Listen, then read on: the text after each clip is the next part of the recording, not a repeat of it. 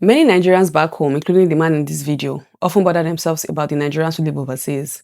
They have this belief that the Nigerians overseas are busy cleaning people's bombs and they are third-class citizens. Now, that is not a lie because the easiest job you can find here is to clean people's bomb. But I'm going to narrow this conversation to the country where I live in. In the country where I live, any job you have to do, it doesn't matter even if it's cleaning, you're going to be trained for it. Nobody's just going to assume that because you're a human being, you know how to clean. They're going to train you for it. You're going to get a certificate for it before you start doing it. So meaning every job is taken as a serious job. Secondly, you have a minimum wage. And I can assure you that anybody cleaning anybody's bomb is living better than at least 50% of Nigerians, and I am not exaggerating, it is a fact. Now, when you talk about the well-being in terms of infrastructure and other things, I can tell you that that number goes as high as 100%. Now, I'm sure you'd be like, what do you mean 100%? Now, first of all, in Nigeria, it doesn't matter the money you have or how rich you are. You cannot come out on the street and walk alone without a bodyguard. And before you be like, but many of us go out every day without bodyguards. How do we come back home? Yes, you get back home because it's trial and error. And that is why when we wake up every morning in Nigeria, we have to pray.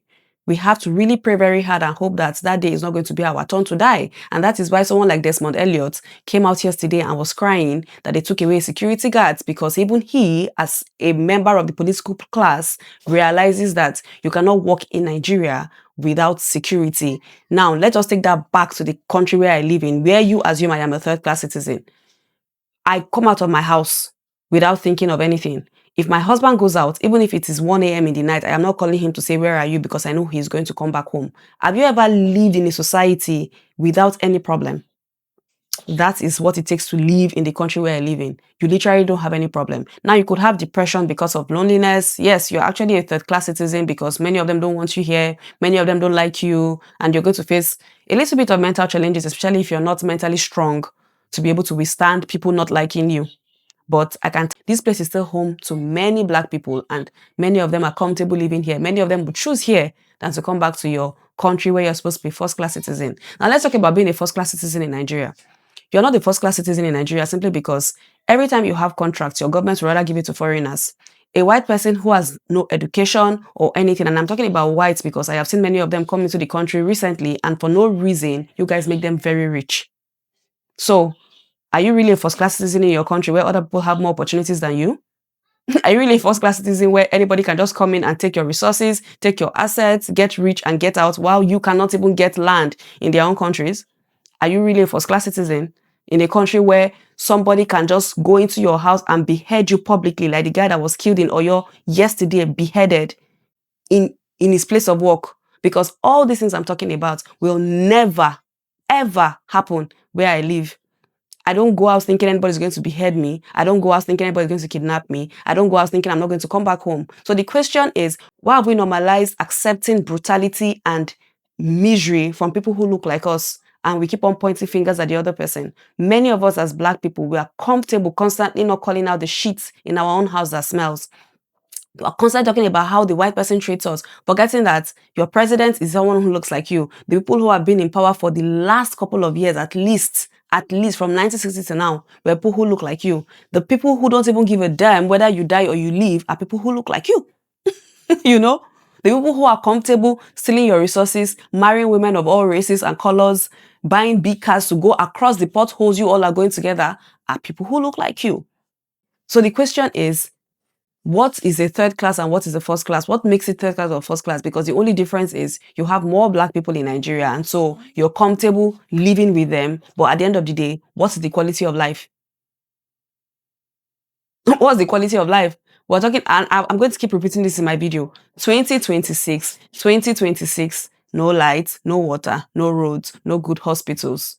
Even your political class, they are also afraid of receiving treatment in the hospitals that many of you are going to. Many of them fly out for treatment.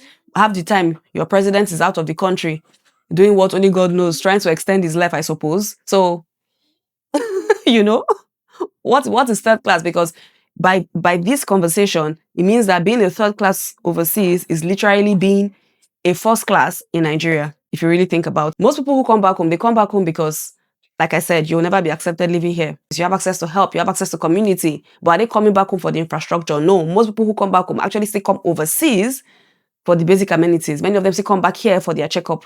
So Ask yourself, what is third class and what is first class?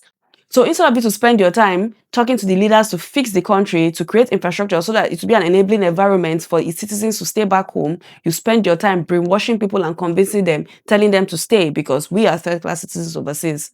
No, that is deceit. That is deceit. Let us be honest. And this idea that because somebody looks like you, they can't be evil is a lie. That is a blatant lie.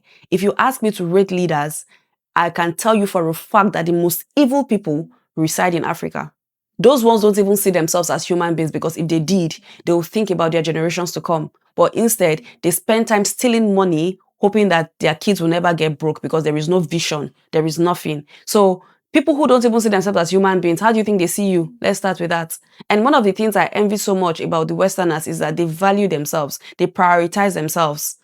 And so when you're talking about who sees you as a human being, see, we all know what racism is. It's not new to us, but I can assure you that Nigerian leaders, or I'll put African leaders in this equation, do not even see themselves as people.